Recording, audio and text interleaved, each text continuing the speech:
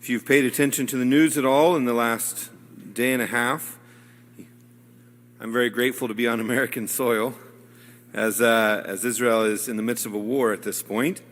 And it's extremely complicated, but it becomes a little bit more personal when you are just there and you kind of know what they are talking about, and you begin to recognize the names that they're saying of the different places, and you've understood when you actually kind of dive into where these places are that they're attacking and things like that. It just becomes extremely real. My friend Father Scott, whom we traveled with, had some parishioners that left for the Holy Land actually on Thursday. Some of them made it to the airport and kind of made it to safety. Others actually are stuck in the airport, and because they've shut the airport down in Tel Aviv, no one in or out. So they're stuck there right now, I'm assuming trying to find their way back home. But it just becomes more real. Interestingly enough, as we were there, trying to understand the politics of the region, which I'm no expert. I'm not ever going to claim to be. And to be honest, if this was a normal year in which I hadn't just been to the Holy Land, I probably would just kind of look past everything that's happening there and be like, well, they do this all the time, and so it's just another one of their wars. But it just becomes more real. But the group Hamas, you're probably familiar. I'm kind of dumb about these things. But Hamas is the political military group that is leading the Gaza, that is over Gaza, that controls it, that makes the laws and things like that. It is separated from Israel by a wall that the Israelis actually built to keep the Palestinians out of Israel. The way that our guide talked about it, it's like a prison. It's a prison wall. It's not a wall of separation, but more of a prison wall, and not allowing people to pass back and forth freely. But also Israel has to worry about these types of things as the war happening. Also, it's not as clear-cut as maybe we think as to, well, Hamas is in the wrong. The United States has declared Hamas a terrorist group. That being what it is, Israel also has crossed the boundaries into Palestine and has been building fortifications in Gaza and in the West Bank, which are not theirs to be governing. So they've kind of brought this on themselves in some ways, because they've kind of caused attention to increase in some ways. But probably between all of those issues, I was reading this morning that Hezbollah, which is the organization, a military political organization that is actually head of Lebanon in the north, is also made attacks on Israel now in the northern part of Israel, kind of up in the mountains a little bit. And so Israel is now Hezbollah hasn't made as many attacks as Hamas, but Israel is kind of being sandwiched between these two organizations, these military, what the United States calls terrorist organizations, and with the backing of Iran, as Iran has also said, has come out publicly and told Hamas, I was reading this morning, they've told them, we hope that you take over the mosque. And I can't remember the name of the mosque, but it's the mosque that is to the south of the Dome of the Rock, which is in the middle of Jerusalem. So their goal, it sounds like, is to take over Jerusalem, which, if they do that, if that is their goal, that means that this war is going to be going on for a while, and it's going to be very bloody, as they've already claimed that 400 people have been killed by this already. So it's good for us to continue to pray, and continue to pray for the people over there, continue to pray for peace in our world, to pray that the arms race kind of ends, and that we all are able to live peaceably. I was speaking with my aunt yesterday, and my aunt made the point to say that on the feast of Our Lady of the Rosary, it was kind of the beauty of Our Lady of the Rosary is kind of overtaken by this war in some ways. And so October 7th, instead of being known as the Feast of Our Lady of the Rosary, in some ways will be known as this attack of Hamas on Israel. And so I want to actually spend my homily talking about the Rosary, as yesterday was the Feast of the Rosary. Talk about kind of its formation, how it came about, but also then talk about how it became kind of a very popular prayer amongst Catholics, even following the formation of it, with the event that caused the introduction of the Feast of Our Lady of the Rosary that was celebrated yesterday. So as you know, the Rosary is one of the most cherished prayers for us as Catholics. It's introduced at the beginning by the Apostles' Creed, the Our Father, 3 Hail Marys, and a Glory Be, and we've added the Fatima prayer to that as well, the O My Jesus prayer. And then the Rosary always concludes with the Salve Regina.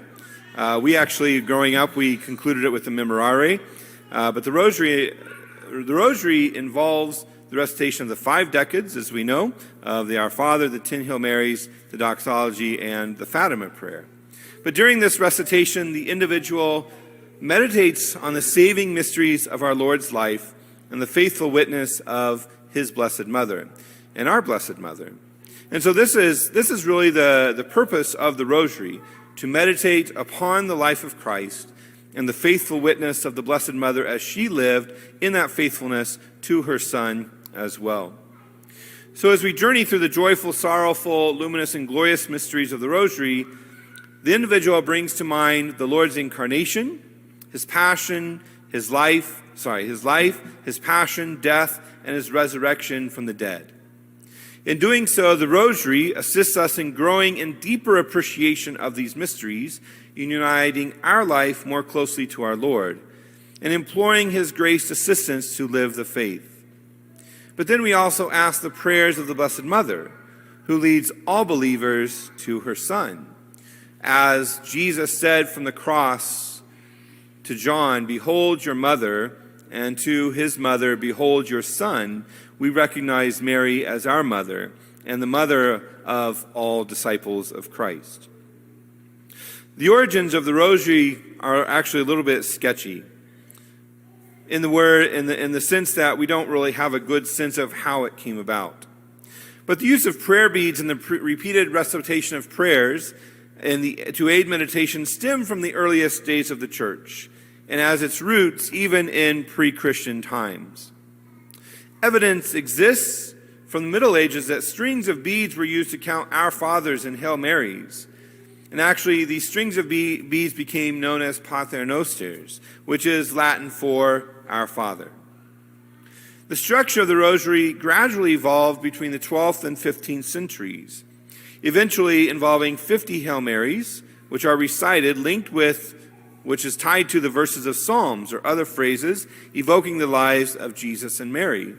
If we were to pray 3 full rosaries, we would have the same number of Hail Marys in those 50 Hail Marys for each rosary that would link us to all of the Psalms, 150 Psalms.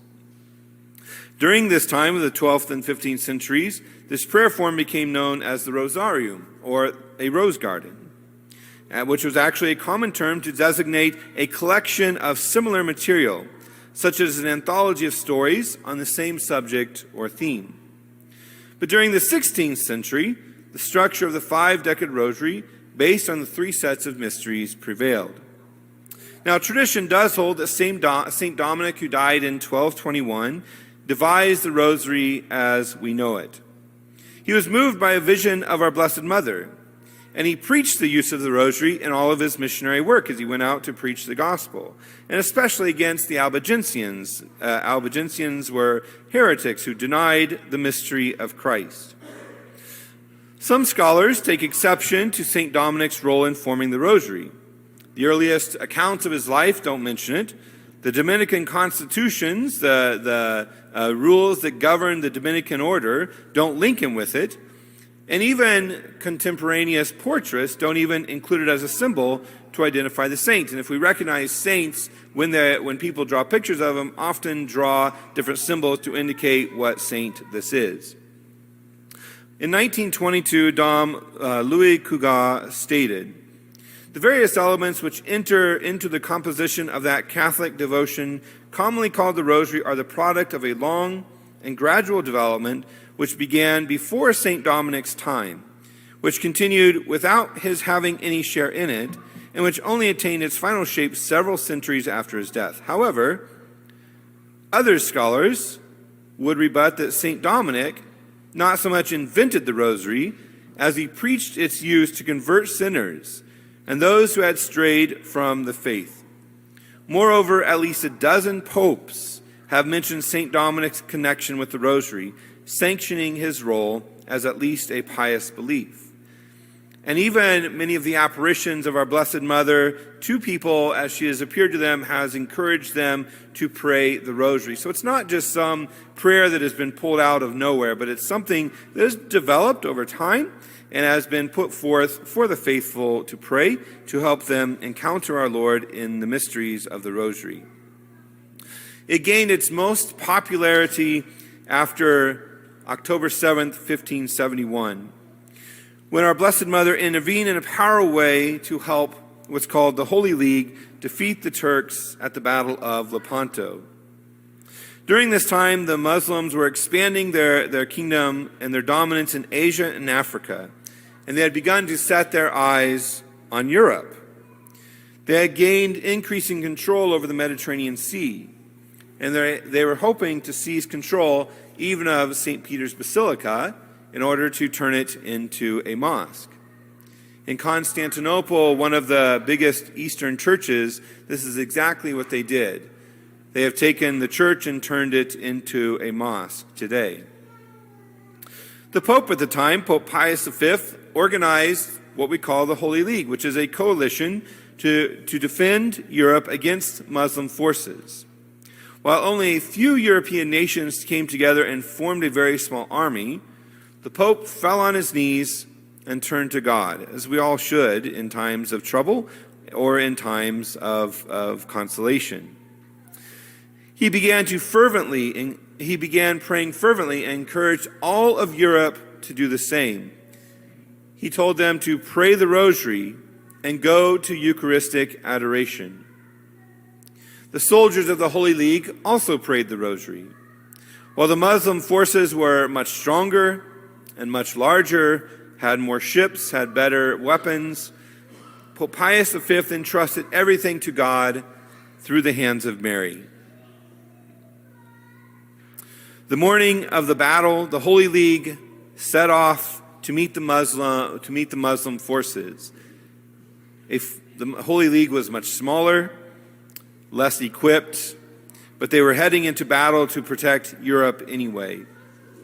In the beginning of the battle, the wind was against the Holy League and these ships. But later, in the middle of the battle, the direction of the wind suddenly shifted, and the Holy League was able to defeat the Muslim navy. The Holy League attributed the miraculous shift of wind to our Blessed Mother. And from that moment on, Pope Pius V dedicated October 7th to Our Lady of Victory. And that's what the feast had always been known as until eventually it was changed to Our Lady of the Rosary on October 7th. The fact that our church continues to include the Feast of the Holy Rosary on the liturgical calendar testifies to the importance and goodness of this form of prayer.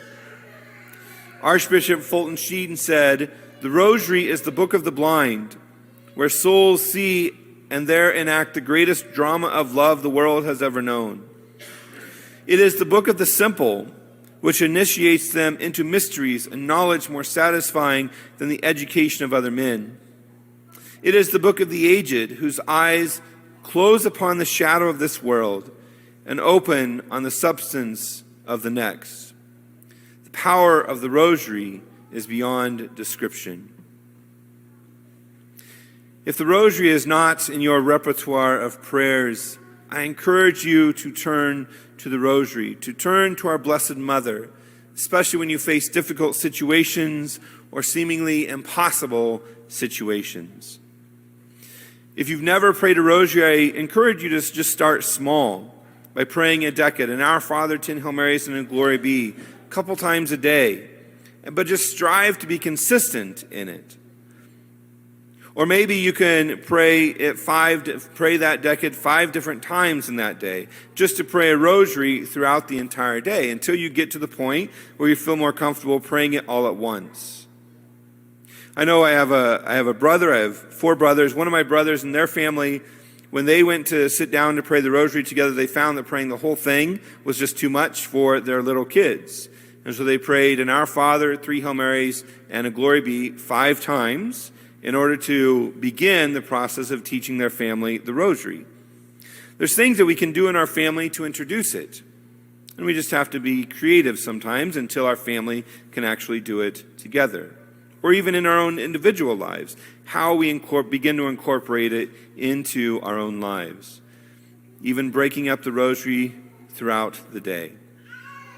One of the things that I was taught when I was at Benedictine College, I got involved in the Knights of Columbus, and one of the things that they did for us young men on that college campus is that we encouraged one another to pray the Rosary and to always have a Rosary on our person. To keep it always as a reminder of Mary's protection, but also the encouragement to enter into that prayer and enter into that union with Christ through the meditation of the mysteries of the Rosary.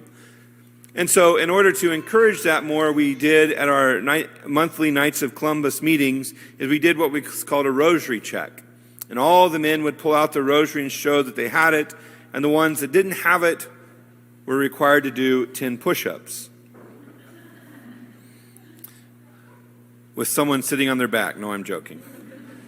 But then it became such that even outside of the meetings, we began to encourage one another and even go up to them outside of the meeting and encourage each other to do this, to ask a brother knight if they had their Rosary on them. And if not, they were encouraged to do 10 push-ups wherever they were, in the middle of Walmart, for instance.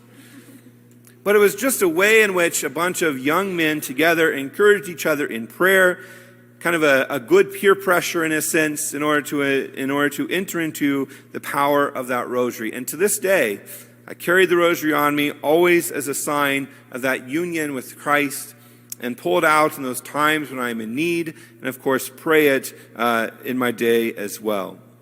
It becomes, in a sense, a powerful spiritual sword when we have to kind of cut through our culture, to cut through the things in our culture that are not for Christ, that are against Christ. It becomes that sword that we can cut through all of that and begin to attach ourselves to Christ in a greater way. In our lives as Catholics, there is a real battle. And as I look at this battle that's going on in Israel, and we see the unfortunate people, the innocent people that are dying because of this battle, part of this happened, as I was reading about it, was because Israel, they didn't have the intelligence that was necessary to know that this was coming.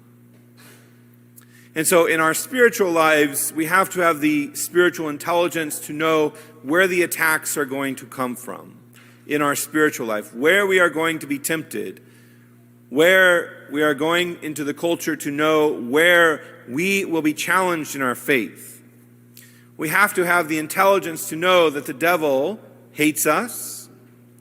We have to know that the culture is against us, and we have to have the tools ready in order to battle against these things. And the Rosary is this great, powerful spiritual sword to cut through all of that, to help us in our battles, our daily battles, to know Jesus Christ and to live with him and for him. And so I encourage you to pick up your rosaries. Even if you don't know where yours is, find it, and even begin to pray portions of it throughout your day. Begin to make it part of your life, part of your spiritual life, so that you can be prepared on the day of your final battle, the battle of death, where God calls us to himself, so that our souls are prepared to be in union with him here on earth and for eternity as well.